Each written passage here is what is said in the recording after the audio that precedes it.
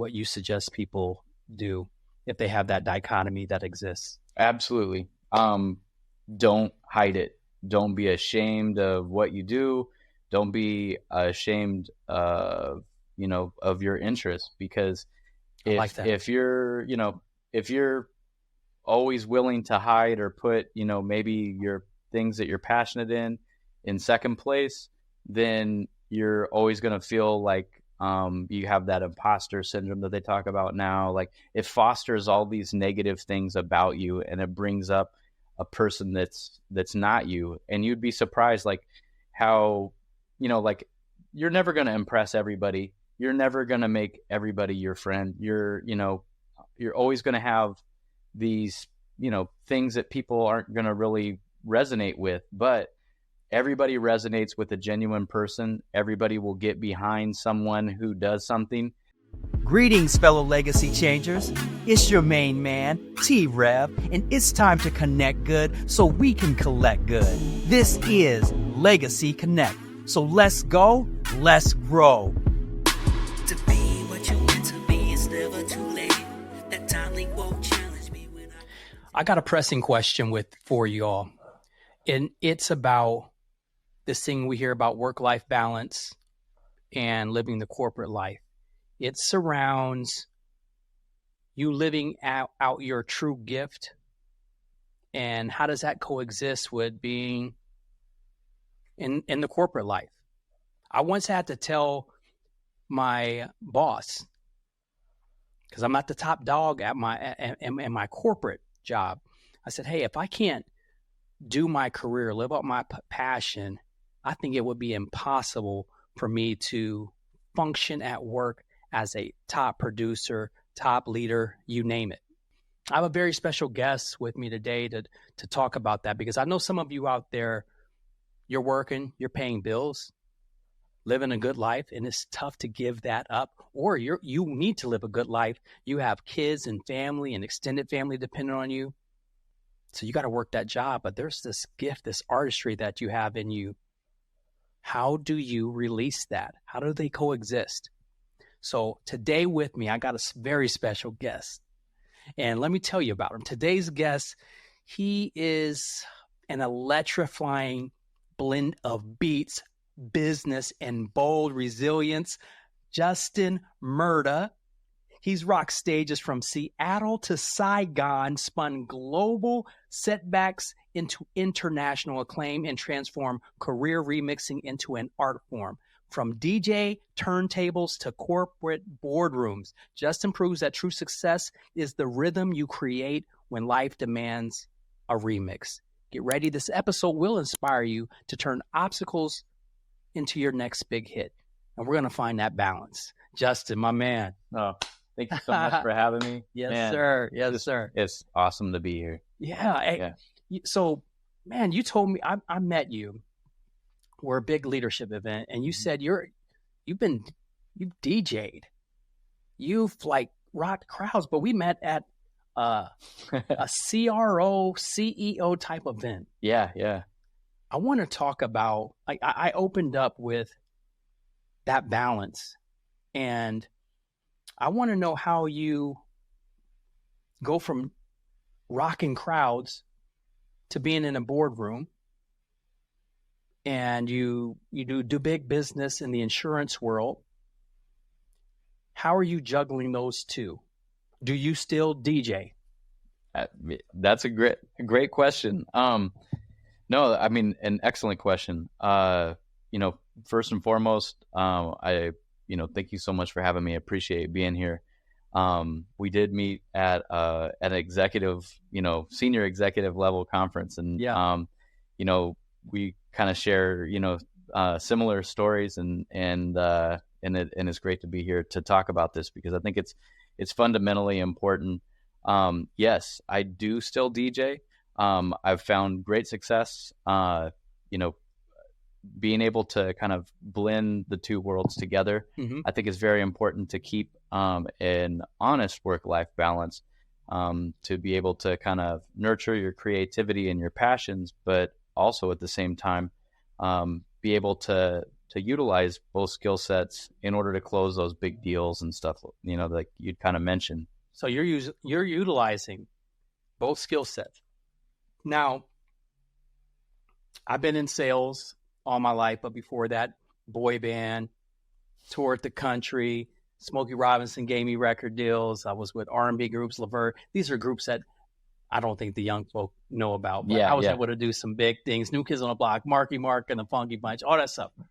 So here I am. I had to get to take care of my 7 kids that, they're right above our head. It was feast or famine. So you would have fame, but also it's a gift to me to be on stage, to bring just this joy to people and to connect with people. I had to learn when I'm up on stage, I got to connect with them. I got to mesmerize them, but I got to have eye contact and work the stage in certain ways. I did bring that into my sales game. And when I talk about sales and when I talk about leadership, in leadership, you need charisma. That's one of those 21 indispensable qualities that John Maxwell talks about. Charisma. All right. I got that one naturally, I feel. And there's more to go with that. But I think there is you can utilize those things. But there's a time where you're like, how do I kind of juggle the balance of, you do DJing and you have a role at work as a senior VP that's pressing. And have you ever waffled at times with, I get burnout at work? We all have experienced burnout. I wish I could DJ more. How do you balance that? Do you to get the turntables out and I'm like, all right, let me just go and do some stuff? Great question. Great. That's actually great. I have. So like a lot of people, they can't really, maybe relate, but sometimes like if your hobby, something that you're doing creatively also becomes your job, where's your outlet?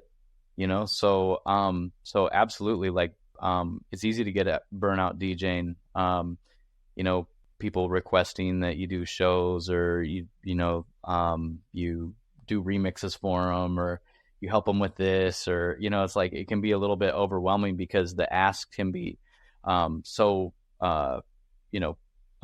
pressing.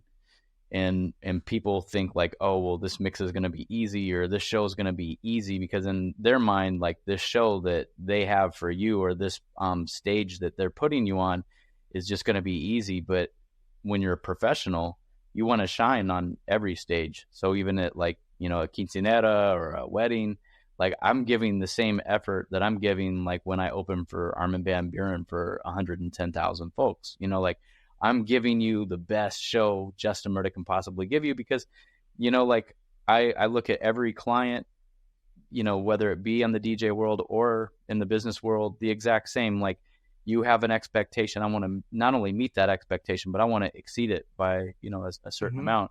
So from that point of view, yeah, you can absolutely get burnout. And then on the other hand, being a sales executive, I mean, some of it can be monotonous and mundane. Also, I kind of carry, in the insurance industry, sometimes like titles aren't really an exact interpretation of what is expected.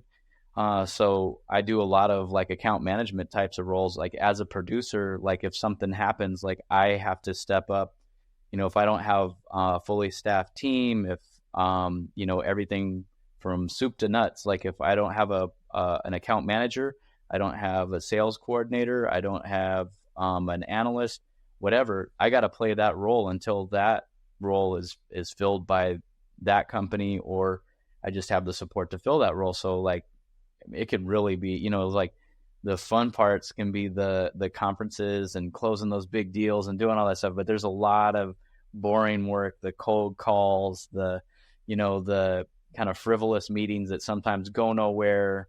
Those can get challenging, especially on a day-to-day basis. It's like you get burnout there. So being able to go from one, world, like I can get away from this DJ stuff and I'll just go over here and nerd out on my employee benefits and stuff. and then vice versa. Like, oh man, like I'm just so through with all this. Yeah. I'm going to go hit the decks and I'm going to Sure. go make some songs. Sure. Yeah. You know what? Being in corporate America and coming from music and an acting background, sometimes I'm here in Austin. I'll fly out to LA and take a day off and do a commercial. I still have an agent. Right. And even if I'm losing money on it, Yeah. I'll take that break away, because in the sales world, in the corporate world, man, you have to be on. You have to be smiling. You have to be bringing that charisma. You have to be connecting at all times. And sometimes you don't feel like connecting. Mm-hmm. Sometimes you don't feel like picking up that phone and dialing and someone screaming at you, and you have to really be patient and others focused and really listen and put yourself in their shoes and say, you know what? They could be having a hard day too. Mm-hmm. I'm interrupting them. And even though they even have taken my call before, this isn't at the top of their plate. Absolutely. So I have to escape that sometimes, and it's hard to be on. What are some of the things that you use that you carry over into the corporate world from the DJ world when you're the entertainer and you're bringing the energy? Are there a couple attributes that you could tell sales or leaders, hey, what are those things you bring over to the boardroom? That's why I love you so much, because it's the exact same. Like it's it's like that passion. So it's like, like that uniqueness. So what makes me unique? Like, it's funny because like there's some gigs that I'll do Mm-hmm. that are like what I call my loss leaders, like personal loss leaders. So Yeah. I'll go out and I'll do, a big show. And it's kind of funny because like people have different interpretations on like the scale of economies within shows. Because sometimes my smaller shows will, especially if I'm doing corporate gigs and stuff like that, they'll pay more than anything. And people are really surprised by that. That's And like some of the bigger festival shows, you have all these DJs trying to compete for that stage. Yeah. So it's kind of funny, but it's like, but when you're on those big stages, people appreciate it. It's like, I'll be out at Vegas and, like I did the HR, or the Unleashed HR, which is now Unleash America. I just got done with their week in Vegas. Really awesome conference. It's really HR focused. Yeah. I'm wearing both hats because they have me out as a DJ and I'm, a broker. But Did you? but then I also surround that gig with, like your traditional like pool party gig, whatever. Yeah. And those don't pay hardly anything, Yeah. but it's that prestige because people see like, oh, what are you doing in Vegas? Like, oh, I see you at this place, or Yeah. and then they have a different perception of the way it is on both sides. So like, both as corporate world and DJing. But I try to keep things like viable to both sides of the business hemisphere, Okay. if that makes sense. So I'm not really trying to do like any like wild out, like spring, MTV Spring Break. Remember that? Like they used to get crazy. Yeah. Like I'm not really trying to like, So you did a corporate gig and you had to wear both hats. Were you able to network and garner any business? Like you were the DJ, but you're also at HR, which they handle a lot of the insurance type stuff. Right. Did it open up a door for you to have a conversation? Absolutely. This was the fourth intonation of me being a part of that event. Okay. And then we're booked again for next year. It's it's in March. I want to plug it for them because they've really done a lot for me, and I always try to do a lot for them. But yeah, it's HR. It's Unleash America. Okay. And then they have an Unleashed version that's in Europe. It is the largest HR conference in Europe, bar none. But it's really the largest one in the United States as well. All Fortune 500 companies. Last year, their keynote speaker was Magic Johnson, which was really cool because just Nice. get to meet him personally and see his vibe and how he's like made the transformation between being a mega sports star to being like not only an entrepreneur but like a really powerful speaker. So yeah, these guys are real great. They're gonna have me back, but yeah, absolutely. Like, what type of deals can be made at like an HR? We got a lot of business folk who need to call in and cold call HR people. And when you're at this conference or convention, whatever you want to call it, are there any particular execs there or divisions within the HR? What type of deals can be brokered there? I have a unique business philosophy that's done really well for myself, like over, like a period of almost 3 decades now. But I always try to treat everybody the exact same, because you just never know, like, who you're kind of speaking to. You don't know what that person's going to be doing in 5 years. Mm-hmm. And if you try to set, goals like, I'm going to get to, if I get to this many, executives, and I'm going to get, this much output, or if I do this, I'm going to get that. I try to speak to everybody the same.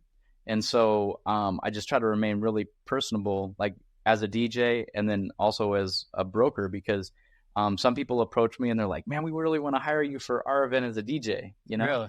But at the same time, like, that can also be the same lead, because I'm like, then I get to know them a little bit more. And then I'm like, well, what are you guys doing for insurance? Or, what are you doing for this? Because I don't really try to take other producers' business away, especially like if I know that, they're getting served well, like, I'll let that be, because I'm not like a hard numbers guy. I know that, maybe my growth leader might like frown upon that, but at the same time, like, Are you talking about like how much pressure you apply to say, hey, yeah, give exactly. me the appointment, let me yeah, like, what are you doing for benefits, and are you doing this? And if they kind of say, oh, we're doing this and we're doing that, and I already kind of visualize, well, that's, they're already on the right track, unless like they're really voicing a problem, like, oh, our broker's completely absent, or like we're not getting our needs met, then I'm not gonna, like, here's my biggest pet peeve.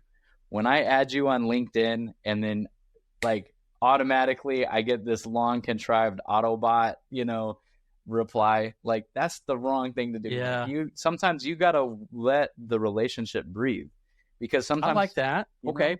And The human side of that. Yeah. So I'm talking to all these people like as individuals, and it fosters just a personal relationship.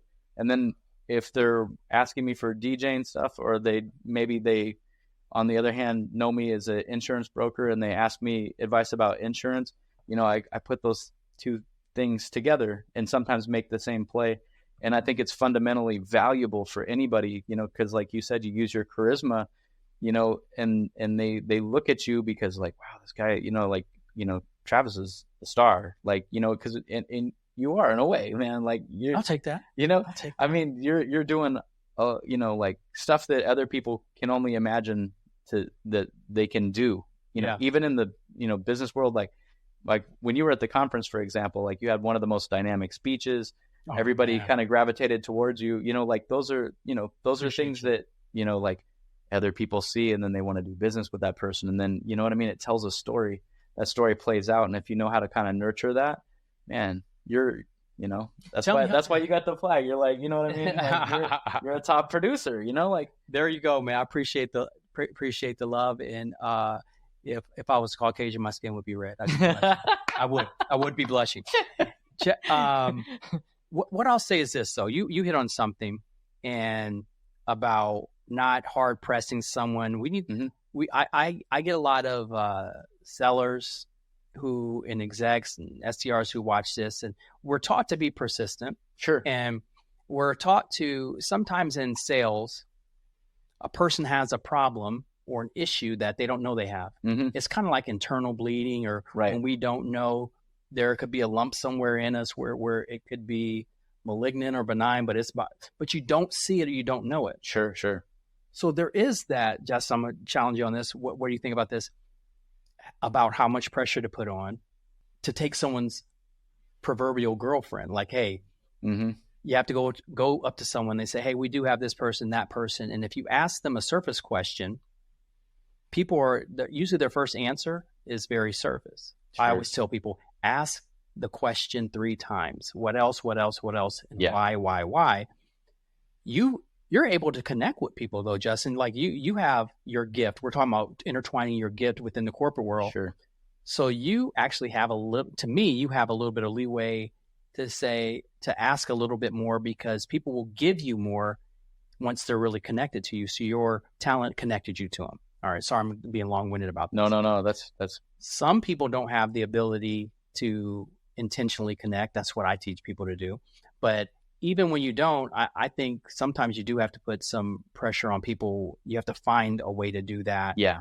without stinking up the joint. Mhm. And one person told me, your breath can't smell like quota breath. Like, I just need quota. I need this. Right. But sometimes you do want to say, Yeah, hey, you have to have a little bit of hunger. what's the push? Mhm. There is that where you have to give a little bit of nudge. If you met someone like, are you guys, you mentioned that, I'll tell people, hey, tell me what you like about them.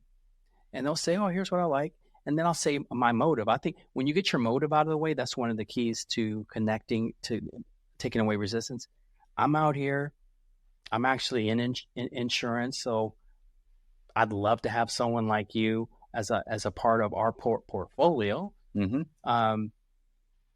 Do you mind telling me now that I asked you what you like about them, things that you dislike? There may be something that I can augment, supplement, but I'm just really curious about that. I think. Yeah. What do you think about that? Yeah, that push. No, I think that's great. I think, like being too pushy and too bold, is one thing, but then also not being pushy, not having follow up, being too scared to follow.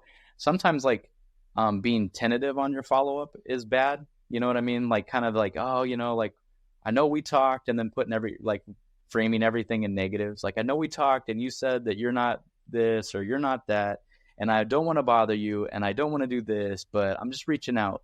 Like, there's no posture in that. There's no posture in it. Man up, woman up. Yeah. Just, I got you. Hey, we had a great time.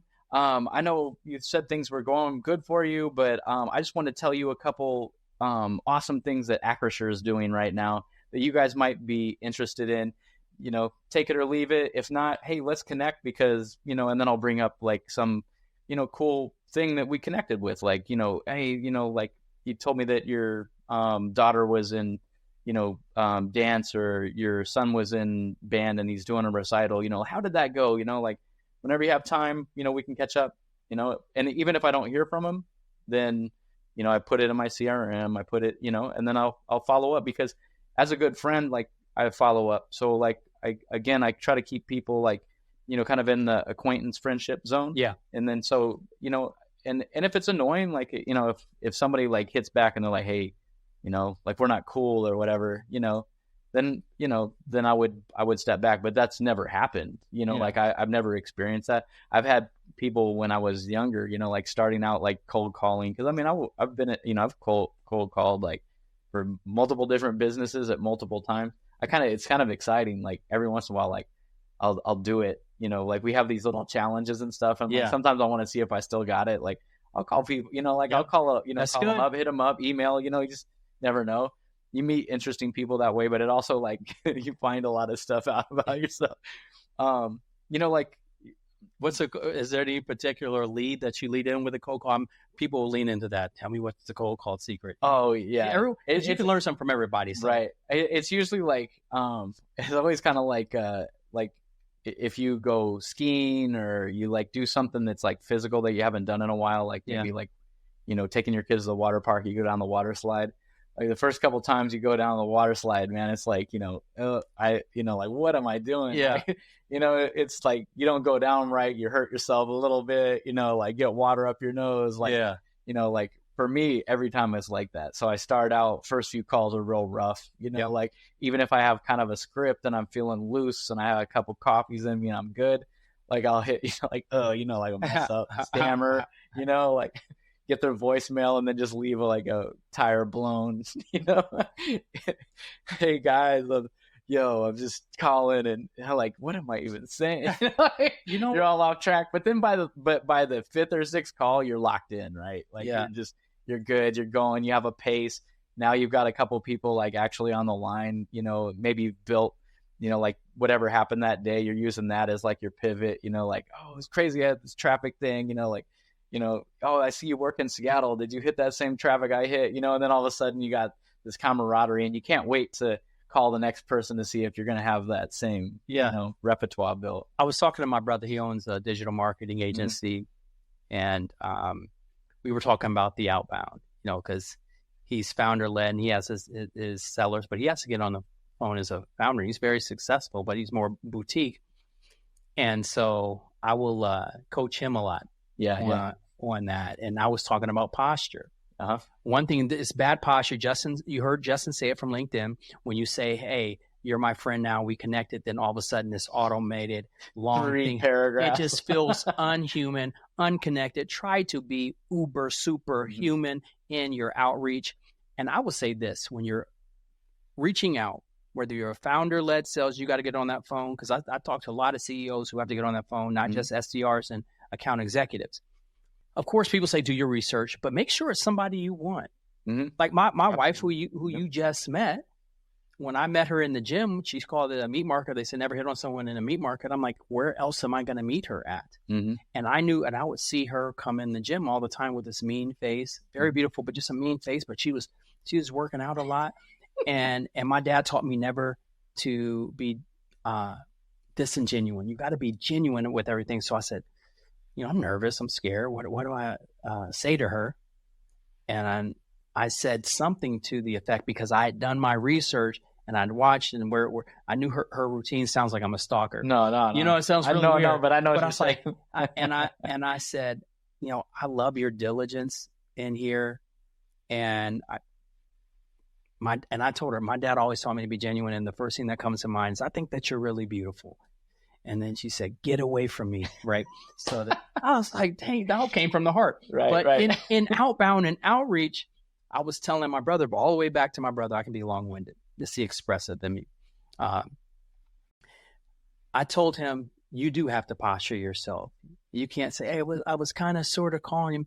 And sometimes I do believe in saying, "Hey, we may or may not be a fit, but I'm going to give you some good information." Yeah. But I don't believe in being weak and saying, begging for their time. I'll say, "Hey, if I'll do my research, and if you want something, you'll be bold and you'll keep going after it." I kept going after my wife. Now she's my wife, but it's because I did my research that I was not taking no for an answer in that situation. And that's how, if we call people who we want the first time, you may fumble, but you won't mess up. Yep. It's like, hey, Mr. Prospect, it's good. It's important that I reach you today, and I think that you'll appreciate what I'm about to tell you.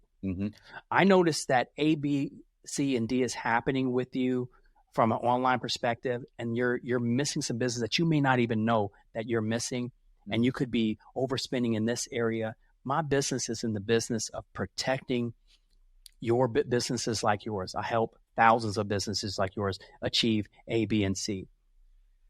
And the research that I want to show you, you take it and run with it. Now, my goal is that you would want to have a second call after that first call, but allow me to have an enlightenment call with you. Yeah. Knowledge is power, as cliche as that may be. How does that sound? So that's how I'll be hitting people up. But when you have that, you'll come with that posture. It's important for you that I got a hold of you. Absolutely. Not instead of like, "Oh man, I'm so glad I caught you. I might be wasting your time." No, I ain't wasting your time. Exactly. Yeah. Like that. If you know that you have something that's in that serves that vertical, and it is some knowledge, it is something that they may not have known. You ever had some? I'm a horrible golfer. Do you golf at all? Yeah. Okay, I suck at golfing, but I like to play. I like to be there. I'm all about networking, my man, and Tiger Hoods. Yeah. That's what I love it. I like that, but it's so funny. I'm swinging the golf club, and they say never give unsolicited advice. But I'm frustrated inside. This guy came up and said, "Hey, you need to be leaning in. And did you play baseball?" I'm like, "Yeah, I did." He's like, "No, he was smart. He must have been a salesman." He's like, he said, "I could tell you probably had a good baseball swing." I was like, "I was pretty good, I was pretty good, King Grippy." And he said, "But if you do this, and that," I'm like, "Thanks." He said, "He said that's gonna help you, man, and you need to keep coming back here because this is where deals are made." So he started talking about other things. That's that posture you take with the cold call. Dude, but that's why golf's so important, because same thing, every time like because I really only like actually do like a full 18 holes, like maybe 5 times a year, 6 times a year, and it's generally like in regards to like a tournament or something that's kind of fundamental to one of my clients. Mine is in regards to Top Golf, but go ahead. Yeah. Well, no, and then like as like sales fun and stuff like that, we'll go out to Top Golf and everything.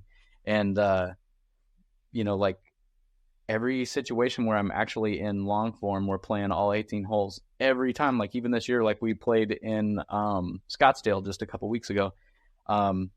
Competing broker, both of us on the course, and he's like sharing stuff about his game and what I'm doing, because he's golfed a lot more than me. He's like showing me stuff, but then it like opens up game, it opens up relationships, and then that's you get that connection. That's absolutely right. Like, and maybe there's little fundamentals about like picking up golf, picking up other hobbies that teach you about yourself, let you like have a little bit of humor, because like every time I mess up on the golf, there's always golf jokes, and then and a little bit of drinking sometimes. So it's like, man, it's fun. Like I look forward to it every time, even though like you got to get over that barrier of like sucking a little bit. Like you're gonna open that swing up, you're gonna slice, you're gonna hook it, you're gonna worm burn it a couple times. Tell me about it. And so, and I use I think you just use everything in business. Like if I see that somebody is business first, and I'm talking to them, they're on Zoom, or it could be at a conference, and they're just like kind of, their face is more reserved, kind of stoic. I'm like, oh, I'm dealing with a driver or an analytical, because I do my social sales with everyone, because I want to be respectful. I'm like, you know what? I'm meeting them here. I'm shaking hands, or I'm on Zoom. Let me get down to business. I go down to a business path, because the path, I tell them the objective, agenda, motive of what I'm talking about. Yeah. That actually opens them up and gets them all giddy inside. Yeah, absolutely. And you'll notice by the end of the call, they'll want to talk to you about the golf. Mm-hmm. But if I see someone's really personable, lighthearted, and they're more open, and I'm like, all right, they're probably amiable or expressive, and you might start with the golf. I'm going to start with I'm going to start with certain things that I notice, or if I see the golf thing in their background. I talked to one gentleman. He had this Star Wars, and he's like, "Hey, Travis, how's it going, man? I heard a lot of stuff about you." And I said, and I'm seeing these movies. I said, "This dude's he's either amiable or expressive." And I was like, "Oh, thanks for the compliment." I said, real quickly before we get down to business, I'm really big into this thing called transmedia and movies and the world, and we use Star Wars as a guide to teach people how to really expand. And what George Lucas said, like, tell me, are you a Star Wars nerd? Because I see that. Boom. We got talking about that. Wow, that's cool. But I was genuinely interested. I noticed that. Yeah. And that was, so never be disingenuous, but it told me, I didn't say, hey, you know what? Can you stop complimenting me and just tell me, let's talk about your business. And people rush into stuff because they got the quota breath on. Mm-hmm. Anyway. Yeah, no, absolutely. We're going to go to a speed round. We're going into that speed round. And before we go into our speed round, this was all about, we went on a tangent, and I want you to give people your best advice that you could give about balancing your artistry, that gift in life, with providing for family and rising up a corporate ladder. Any type of advice, how you balance that, or what you suggest people do if they have that dichotomy that exists? Absolutely. Don't hide it. Don't be ashamed of what you do. Don't be ashamed of your interests, because if you're always willing to hide or put, maybe your things that you're passionate in second place, then you're always going to feel like you have that imposter syndrome that they talk about now. Like, it fosters all these negative things about you, and it brings up a person that's not you. And you'd be surprised, like, how, like, you're never going to impress everybody. You're never going to make everybody your friend. You're always going to have these, things that people aren't going to really resonate with, but everybody resonates with a genuine person. Everybody will get behind someone who does something. And, maybe there's struggles that you have at work. Maybe in your sales, like you're not hitting quotas, you're not doing like the best job. But if they know more about you, they know that, hey, he's also like moonlighting as a rock guitarist in a band, or maybe he plays in the band at church. He's really passionate about it. He's a really, really great guitarist, and he's doing this. Like, maybe there's a way for either your leadership or your peers to kind of surround you, to give you the support you need on that side, brings you up as a person. And then now you're locked in when you get to work. You're like focused because, man, like, I got the support that I needed in my personal life. I get to express myself. I'm feeling better. I got this better work-life balance. Now I'm like, I went from like a DC player, like I'm up in the B range now. And then you get even better. And then, man, maybe you're alpha dog. Maybe you're like, one of the, top producers in your company. It's like that. Those are the things that if you're hiding it, nobody's ever going to know. And then you might be in a situation where your passion might be something that, your boss or your partners or whoever look at it like, man, maybe this is a valuable thing that we can use. Maybe we'll put it in our marketing stuff, so-and-so does this. And then we made a funny commercial about it. Then goes viral. Now, our hits went up 3,000%. You know what I mean? It's like, you never know, but just be yourself and then let that become a part of your, your uniqueness at work. So you become an individual that is, sought after versus like, Karen, yeah, I don't know what she does. Yeah. What does she do? Oh, she works, over here is, like, I love it. She's good. Like she's, or Sam, man, like, what does he do? Hey, he goes out and drinks with us, but then he like gives us an Irish goodbye and whatever. I don't feel he's really that locked in. He might be doing the Irish goodbye because he's going and, like he's got to meet up with the choir and he's got choir practice and man, he's like killing it there. And that choir, that's our number one, wish list client is a fan of that choir. And if you only knew how to put those two pieces together, you could be like, Sam, by the way, Bill Gates goes and watches your choir, like he's a big fan because that because it's like, drip fed into your CRM somehow, or, you've done your own research on that person. Like, man, if I can only get an audience. But now you go to Bill Gates and you're like, hey, man, I know you like this choir, John or Sam from our office, he's locked in. He's like actually in that choir, it'd be cool, if maybe we could sit down and talk about blah, blah, blah. You know what I mean? But it's kind of like, don't hide it. Tangent things, but it's like, man, it actually, like we were talking earlier before the podcast, it's a small world. It's a small world. It is. Mm-hmm. Don't hide it. That's some good advice. That's some good one. Let's go through this lightning round. Yeah, here we go. Okay, and the lightning round is about first thing that comes to mind. Yep. Out of the mouth. Okay. Comes forth the abundance of the heart. Okay. So I want to see where the heart is. All right. I'm not even going to read these questions beforehand. I'm just going to listen to you. All right. I'm not even going to read the teleprompter. You just fire them off. I'm going to give you the honest. Right. Okay. I think this was tough. Mm-hmm. One trait DJs have that every sales executive should master. Boy, that's letting go. Letting go. What does letting go mean? Letting go. You're doing different things. Because you get all right, from a DJ standpoint, you get up there, like, most DJs are comfortable in front of turntables, but I mean, like, imagine turntables. Like you have like 100 different knobs, 100 different buttons. You got cross faders, you got up faders, down faders, tempo faders. You might not even use the faders at all because some DJs don't. They just set the cross fader however, and then it's just all about like up fade, mixing the beats. But then on the outside of the mixer, then you have like maybe CDJs, you have media players, you might have Technique 1200s. Like there is so much going on in your DJ space, and you get up there and you have kind of an idea of like songs, and this is what I'm going to do. This is how I'm going to start my set. And like, you have like kind of an idea of the mix in your mind, and you have all these things, and you have input from the audience, and you have all this pressure. Man, sometimes you just got to let go. You got to get up there and then you got to let it roll. Like whatever your preparation was, those songs and everything, like you can't even think about it. You just got to go in. And like in my sales presentations, it's the same thing. You walk into that boardroom, and it's like, it's not your boardroom. It's like, a different place. You know, it might be cold. The temperature's not right. You got all kinds of strangers around the table. Yeah. They might have said, oh, you know, you're like, bring 5 presentations. You get there. But then for whatever reason, maybe it was donut day or something, you know, the whole team's there, you know, like they all showed up. There's 12 people there.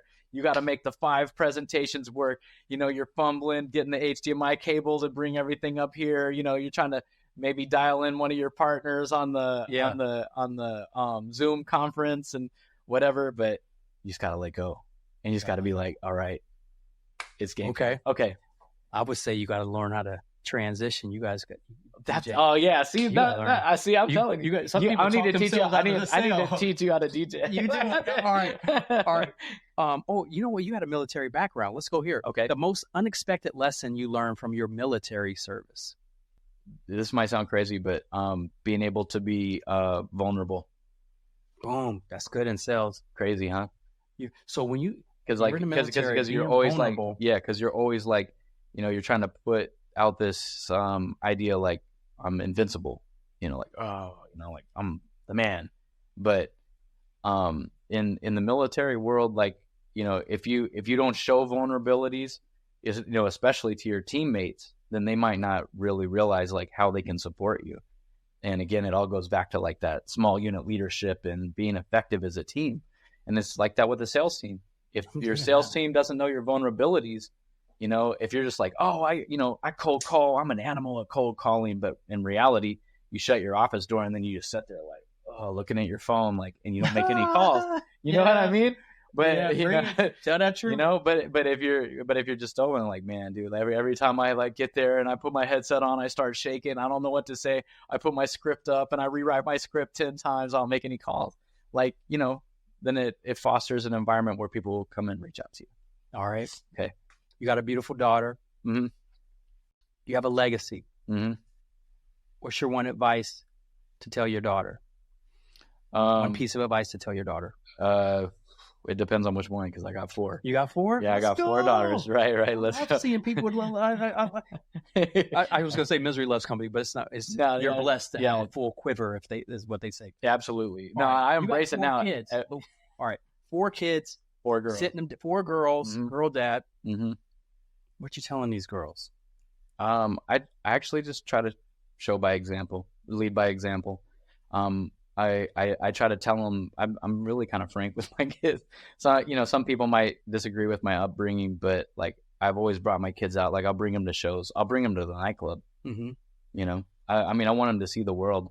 That's what my parents did with me. Like my parents always brought me around. Whatever things that they did, they invited me and brought me with them. That's awesome. But at the same time, like I'm also like what they did. I shepherd my children. You know, like I tell them, you know, this is what's good. This is what's bad. This is what I've done. Maybe that wasn't a good idea. You know, you have to experience life for yourself. But at the same time, I'm not going to lead them astray. I'm not going to be like, oh, this is great. You know, you drink too much alcohol, you're going to get a hangover. You know, if you talk with the wrong that's great people, advice. Keep the wrong company, hang out with the wrong people, you know, you're gonna find trouble. But I also, in those same environments, you can have a great time and you can do all kinds of cool things and meet new people and do exciting things.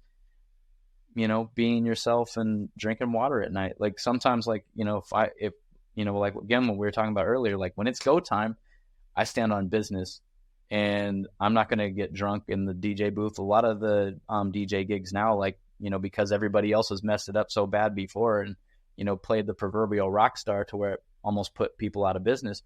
Insurance doesn't cover crazy acts on stage, like making the crowd mad and breaking stuff and everything like that. So it's like some venues don't even let me drink. So it's like, and I got to be comfortable with that. You also have to know how to relate to people that are drinking when you're not drinking. And it's kind of like that in business as well. Like as a salesperson, like there's certain things you can engage in, you know, but then you can't forget your place as well, like within that company. So, you know, it's like, okay, you guys go do that. Like, good night. See you guys tomorrow. You know, like I always wondered on like when you watch Mad Men and they modeled that after real things, at least in that time. How they would do these pitches. They'd have their bourbons, cigars, and drinking right before a meeting. I'm like, I got to be on my game. Right. Sometimes there's truth to it. I mean, there's been certain situations, like, I'm not going to lie, like whether it be getting a gig or, getting a contract or something, you just don't really care, Yeah. Where you're kind of loose, but you're kind of celebrating that you got it, or, you're in the moment, like, but it's very little of that where, that show made it seem like It's got to be this real. is how we do it. It's ruined a lot of people's careers. Right. All right. But you know what? We gotta wrap it up. This was a good one. So Justin came with this was different in that we needed to gain the perspective. I love that you said, don't hide your gift. Don't hide that gift. There's this saying in this book that nobody wants to read, but it says, your gift will make room for you before great men, meaning great in stature and great in number. Happens to be the Bible. Yeah. And, and use that gift. I believe it helps you to network, close deals, get indoors, and it frees you. It frees you. I think people are attached to us in some way, and we're supposed to inspire and lift people up some form of fashion. And I think you use every portion of what God gave you. So absolutely. I appreciate you coming through today, man. No, I really appreciate you. I just have to take 1 minute. I hope you don't cut this out of the podcast, but we're going to keep from back in the back, I've always given shout outs and stuff, and like, I'm bringing back the shout outs. So I just wanted to first and foremost thank the Kickapoo traditional tribes of Texas. So I was just there. Kickapoo? Yeah, Kickapoo. Kickapoo. Yeah. All right. Yeah. They're awesome. Like they're actually in Oklahoma and Texas. They've had a very unique story about, like how they got to the position that they're at, but they're even in Mexico as well. And, I've worked with them now for almost a decade. Really awesome people, but Anagabi, Edith, and Gabby from her team, we just had a great meeting with their whole staff. So Gonzalo, Daryl, like all the, Ladora, like in her team, the Secret Squirrel team, she's like, don't say my name, like, I'm going to give you a shout out. But we just had a really great meeting with them, and, they're just a awesome group of folks. Thank my mom, my wife, my 4 beautiful daughters, and, all praises to the Most High. I love the shout out. It's so awesome being here and being on your podcast. And I think, you've already been blessed. Like, this guy is truly a millionaire. He's got like a beautiful family, beautiful everything. And the hospitality that you've shown me, we resonated right away when we did the conference at the Biltmore in Miami. And I think there's going to be great things in our future. So we kicked it at the Biltmore, didn't we? We did. Yes, sir. And I noticed his hat. Yeah, this is my. Yeah, I love Fedora Brothers, JP, Marty Boombox, all my homies in. I need to bring on artists more because I love the shout out, the feel. People don't even hardly do it anymore. Like it's crazy. Like it used to be like, I'm not even exaggerating. Like when we first got like some of our first radio interviews, like when I was on Street Sounds. And I would print out, like I would write out all the shout outs. Because even in the album, remember the CD covers? Yeah. I had like all my shout outs like in there, But every time like we were doing something new, and I would like talk about like, like all the people I just performed with, and I'd be like, yeah, Stay Mad, and Subdwellers, and like all the folks I was working with. And I don't know if people really appreciated it or not, but it made me feel good. And you kicked something off here. I'm gonna get all these execs who are kind of stuffy on here. Yep. I'm gonna start having a shout out section, and they got to say, all right, I like to shout out my homie. I'm gonna make them say homie too. Yeah. Hey, it's your main man, do it. T-Rev, Legacy Changers. We're going from nothing to something good to great. Started from the bottom, now we're here. Let's go. Let's grow. Click, subscribe. You ask not, you have not. We need this to go out to more people. So help a brother out. Hit that like button. 14 lives a legacy changer. I want to be what you meant to be. It's never too late. That timely quote challenged me when I couldn't take. The bird hopes and dreams in my head turning gray. And God told me tell him about the first 48.